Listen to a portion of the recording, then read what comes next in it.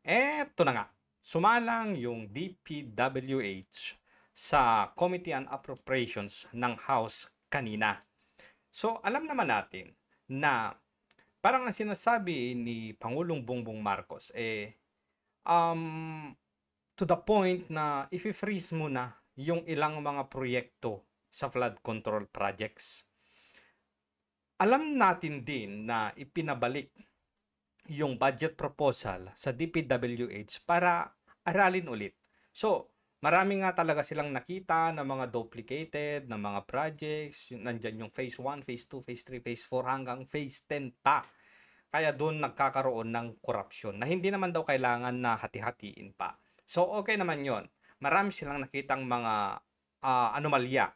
So, anong ibig sabihin nun? Ang ibig sabihin nun ay sinusubukan pa rin pala nila na ngayong 2026, sa darating na 2026, sinubukan pa rin talaga nilang mag-insert ng mga maaanomalyang proyekto sa DPWH. Ang kakapal ng pagmumukha.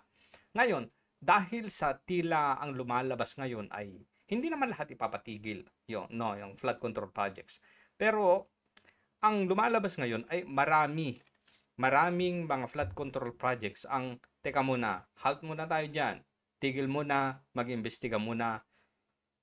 Tingnan natin muna, linisin muna natin yung mga proseso, linisin muna natin yung mga corrupt, alisin muna natin yung kung ano-anong eklabo na yan. So etong si Erice, umalma kay Secretary Vince Dizon ng DPWH na bakit naman daw ganon. So pakinggan natin ito. Tama ba itong kuda ni Congressman Erice? Pero alam ko rin po na napakamahirap nung sitwasyon nyo ngayon. Okay. Especially with the 255 billion cut. Grabe, ang laki ng natanggal. 255 billion cut. Grabe, no? Sa inyong budget. I do understand where the president is coming. Okay. Galit siya, naiiyak pa nga siya. Naku, Diyos ko po. I'm not disappointed. I'm angry. Galit ako. Why do you have a teary eyes, President? Grabe, maiyak-iyak. Drama, maiyak-iyak. Pwe. Subalit ang aking pangamba, kung mangyayari po, babawasan natin, aalisin natin yung pondo ng flood control, yung mga matitinong flood control na matagal nang hinintay ng mga kababayan natin, matitinong flood control na matagal nang pinagplanuhan ng Department of Public Works, ay unfair naman po yun. Correct. Yun po matagal na naghihintay. Pero dahil kila Congressman Saldico na inuna yung mga kalokohan, ala. Ngayon, bulatlat na, no? Nagsalita lang si Tiangco na si Martin Romualdez at si Saldico, yung mga mastermind. Tapos si Mayor Magalo, sinabi din, Saldico yan. Parang parang normal na sinasabi na si Saldico talaga ang utak ng kabulastugan. pinabayaan din naman ng Executive Department. 3 years, 2023, 2024, 2025, 1.47 trillion in diversion, in insertion, pinabayaan din ng Executive. True or not? Alam naman ng executive yan Hindi, imposible namang hindi kasi alam ng executive yan. Alam nila yan. Sabi nga ni Bongbong Marcos, di ba? Binasa ko lahat ng mga line by line. Binasa ko lahat. Pinagmalaki pa niya. Yung budget daw. Pero bakit ang daming lumusot, Mr. President? Bakit mo pala pinirmahan?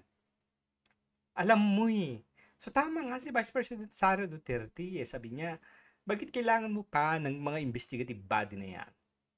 Budget pa lang ang titignan mo. Kitang-kita mo ng binaboy ang pera ng bayan. Ganun din ang sinasabi ni Erice. Binabayaan ng executive na mangyari ito. Kasi kung talagang hindi mo naman pinabayaan, ikaw ang pipirme eh. Ikaw ang last touch eh. Bakit pinabayaan mo ng ganun? Dapat, di ba, nung pagkatapos ng SONA niya, pinagmalaki niya, 5,500 flood control projects, finish. Tapos, pagkatapos ng ilang araw, bumagyo. Ay, bagyo ba yun? Parang hindi eh. Bumaha. Bumaha. Ay, sabi niya, binangga kasi ng barko. Yung barko talaga ang sinisi. Ito pa. Nandyan naman ang mga flood controls. Na-overwhelm lang talaga. Doon pa lang sana. Yun yung unang pagkakataon mo na eh. Pinak-check ka na ng kalikasan eh. Yun sana, doon pa lang sana, gumalaw ka na, Mr. President. Teka, 5,500 flood control projects? Pero bakit parang wala namang nangyari at lumala pa yung sitwasyon? Hindi yung nandyan naman yung flood control. Wag! Hindi yung binangga kasi ng barko ang flood control. Paano ba yan? Dapat doon pa lang talaga. Nag-isip ka na. Teka, parang may malik nangyayari. Pero wala. Tama si Arice. Pinabayaan kasi ng executive. Tuloy. Tapos ang maghihirap ngayon, yung mga kababayan nating babahain sa susunod na taon. Correct. At ang solusyon, itutuloy yung mga nakaraan. Yung mga nakaraan palpak, dun sa aking distrito, lahat palpak. Yung matitinong proyekto, wala. Correct. So, yung mga bagong flood control projects, parang sinasabi mo, yung mga bagong flood control projects, wala mo nang pupunduhan at itutuloy mo na yung mga lumang flood control projects na alam naman natin na mga halos puros lahat substandards. Meron lang mga matitino talaga. Nakita naman natin yung iba. Tapos ngayon, itutuloy mo yung mga luma, yung mga naumpisahan na, yung ghost project, itutuloy. Pupunduhan uli. My goodness. Ngayon, itutuloy yung palpak. Pagkatapos, ihinto yung matitino. Correct. I do understand where the president is coming, but there must be also some sense of reason Correct. in providing funds for these flood control projects. Alam niyo po, dami nagte-text sa akin, Kung Egay, ayusin niyo naman yung baha dito sa aming lugar. Kung Egay, ayusin niyo naman yung problema namin dito hanggang leeg, lampas nao na yung baha. Ba't kayo magrereklamo? Di ba? Mismo sabi ng Pangulong Bongbong Marcos, ang sabi niya, di ba? New normal na yan. Yung mga bagyo na yan, new normal na yan. Yung mga baha-baha na yan, new normal na yan. Ang gawin ninyo, dapat matuto kayong lumangoy. Matuto kayong lumangoy para hindi kayo magrereklamong nalulunod sa baha. Yung problema dyan, yung mga daga, yun ang unahin natin. Kasi silang nagkukost ng flood, ng leptospirosis. Di ba? Sisihin mo din yung mga daga. Isama mo na. Bakit kasi kailangan pang lumusong kayo sa baha? Alam nyo dagang may leptospirosis. Ganon. Biset. Punong-puno ng basura, burak yung aming mga creeks. Yan pa, dredging. Ano po isasagot natin? Sabi natin, ayaw ni Presidente yan, kaya magtiis muna tayo ng 1 taon. Muli. Correct. Nabahain. Dahil galit na galit si Presidente dun sa mga kalokohan, mga kagaguhan ng mga nakaraan. Galit na galit at naiiyak. Ibig sabihin, the people will suffer One more year. from the shenanigans of the previous Congress. We should consider this. I know that the Secretary is not the policymaker, but maybe he can also admonish the president that there are some real projects that will benefit our people. Correct. Sir, Bakit madadamay yung mga totoong proyekto na makakatulong sa mga Pilipino? Bakit?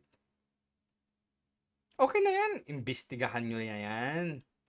Okay na, panagutin ang dapat panagutin para hindi natularan. Pero to the point na magsasakripisyo na naman yung taong bayan dahil sa kagaguhan ng mga ganid sa perang mga congressman, mga district engineers, mga contractors na yan. Taong bayan ulit ang mag-shoulder, ang papasan sa mga kagaguhan ninyo. Resulta to ng pagiging ganid sa pera. Wala namang ibang dahilan eh. Ano ba ang magiging dahilan niyan kung hindi ganid? Ganid at pagkabuwaya. Di ba? Wala namang iba eh. Kawawa talaga ang mga Pilipino. Kinakawawa yung mga mahihirap. Kinakawawa yung bawat isa, yung bawat Pilipino. Nagbabayad ng tax, nagtatrabaho araw-araw, nagpapakahirap, pero nandito tong mga putapepeng, mga walang kwentang mga congressman, itong mga walang kwenta at mga walang puso na mga district engineers na putragis, na binabaha, na bumabagyo, na nagkakasino pa ang mga putragis na yan. Mr. Secretary, Madam Chair, next year, pagbaha, walang mangyayari, gagrabe pa. Kung hindi lalo na dito sa Metro Manila. Pag gumabi ang baha, nahihirapan yung mga tao, anong gagawin natin? Magagalit tayo uli? Iiyak tayo uli? Ba't ka namang ganyan? Congressman naman.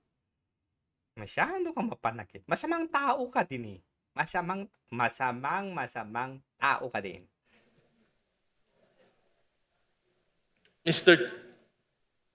Madam Chair, Mr. Secretary, in my district, there are several Diskaya projects.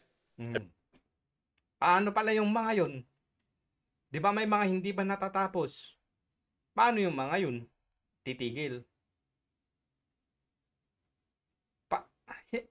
Paano? Anong gagawin natin?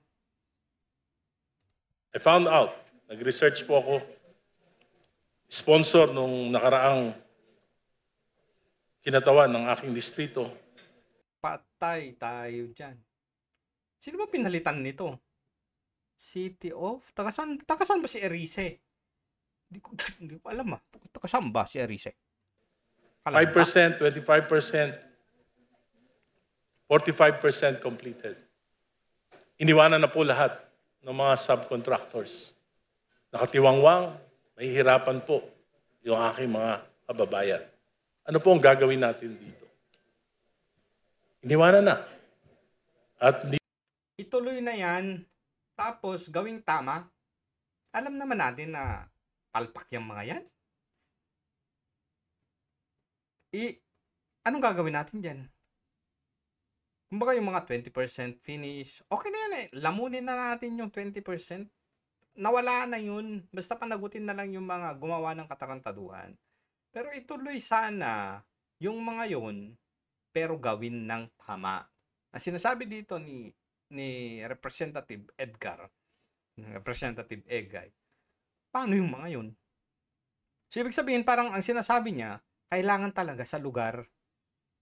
Kailangan talaga sa kanyang distrito. Pero dahil nga gano'n ang nangyari, binaboy kasi mga luko-luko kasi itong mga to eh. Ayan tuloy, hindi na matuloy. Kung sana walang gaguhan na nangyari at natuloy-tuloy yan, maganda yung construction, di sana tapos na yan ngayon, di ba? Hindi na tayo maghihintay, hindi na sila maghihintay ng isa pang taon. Ang ibig sabihin yan, magtitiis na naman sila ng isa pang taon.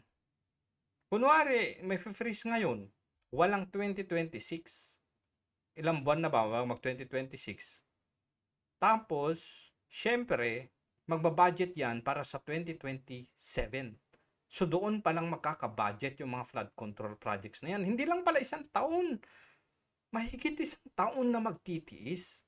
Kasi hindi lang naman bagyo ng yung dahilan. Kunting ulan lang, baha. Ilang oras lang na ulan, baha ka agad.